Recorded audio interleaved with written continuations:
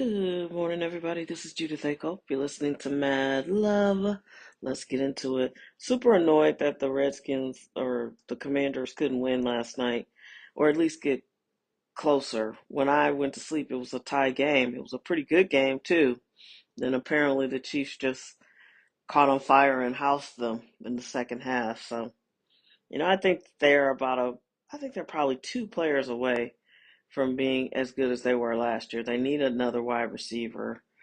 But they also they're going to have to address that defense because next year you're going to have one more year older Bobby Wagner. I think they have Von Miller.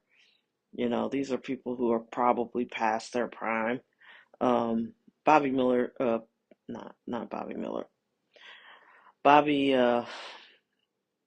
I can't remember his name all of a sudden. I just said it. He's playing well. He really is. But like seriously, Bobby Wagner. His best days were in Seattle, I'm sure, and he came to a Washington team almost as an experiment. Like nobody expected them to be good last year, and they turned out to be really good. But they are missing their wide receiver core is.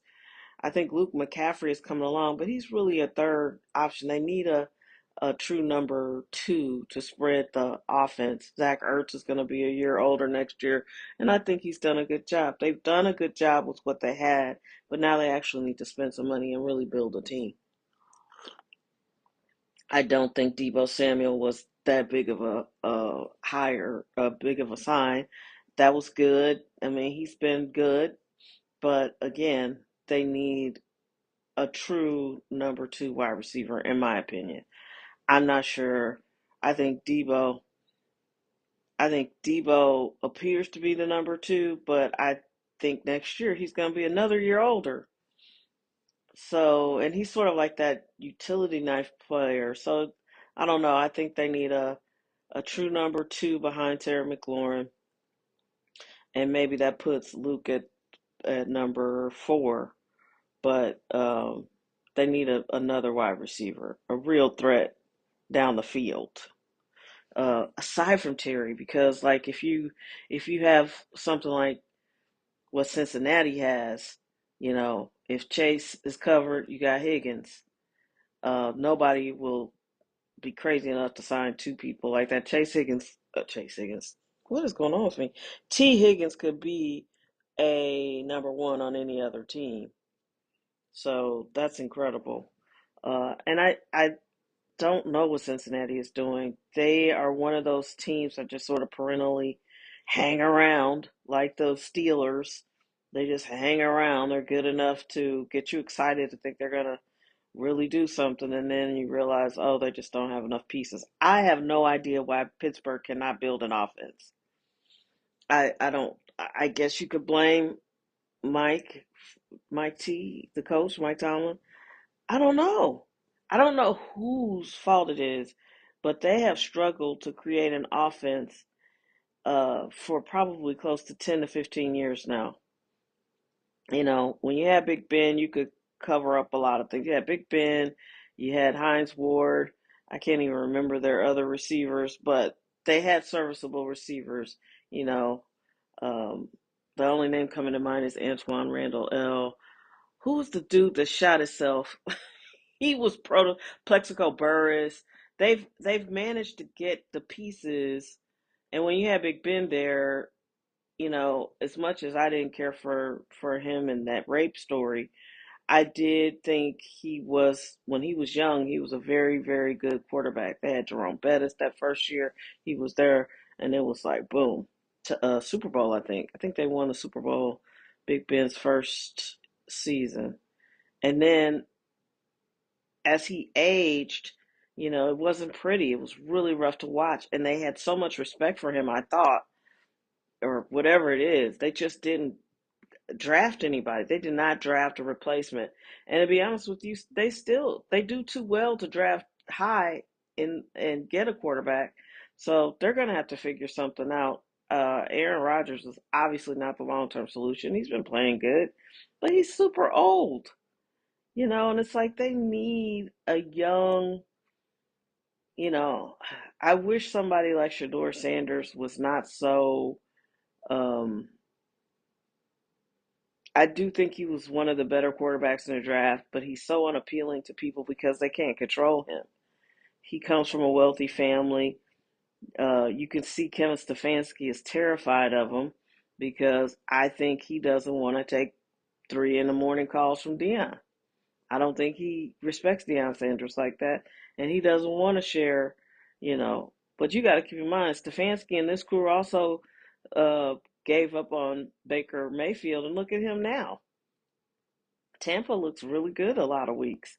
So I don't know. I think Kevin Stefanski is going to cost himself a job, and he should because Shador Sanders, you get him. You obviously don't want him, but he should be playing. He is the better quarterback on your roster. This makes no sense. So you know the people want to see him. His jersey's the number one selling jersey on the team. That should tell you something right there. It's just been ridiculous to watch. And that's going to be the ruin of football, the business element of it. You know, I see a time in my life where I'm going to stop watching because I can just see it right now. Like some of the games are being called in a crazy way. And it's like you clearly are trying to help a team win. Whether you come out and say it or not, it's obvious. And they keep snatching teams away from cities that love them to put them in other places. And it's all just greed, and eventually that's going to collapse in on itself. And the reason why football is popular is fascinating to me. It's just because of attention, because men watch football in huge numbers. The commercials are really difficult to watch. So I usually have two games on at the same time, and I mute the TV when it's has a commercial on. I watched Sunday, and there was a Honda commercial at the same time in both games. I'm like, man, that's all they care about is the money, But I just can't stand commercials. They're just not good. I did just watch a clever one on LinkedIn, and that's why I was on there. They were like, look how clever this commercial is, and it was. But for the most part, commercials are just awful. But anyway, that's really all that's on my mind. We've got the three, was it 3i Atlas, 3IA? Uh, I think it gets close to something tomorrow. And if you're a spiritual person, you believe definitely that this is the spiritual upgrade we've been waiting for. And what I mean when I say that or when I hear that is, you know, obviously people are not growing and evolving at a rate that is sustainable. There has been no evolution, really.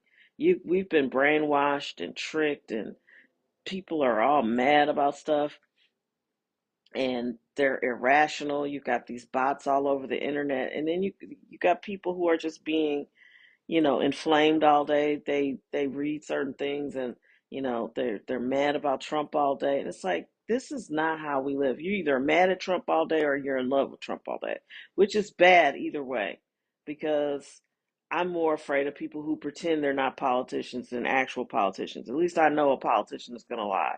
But as soon as someone's like, I'm not a politician, then you already know. If you're not a politician and that's what you're calling yourself, but you're in a political job and you have to do political things to keep your job, then you're obviously delusional.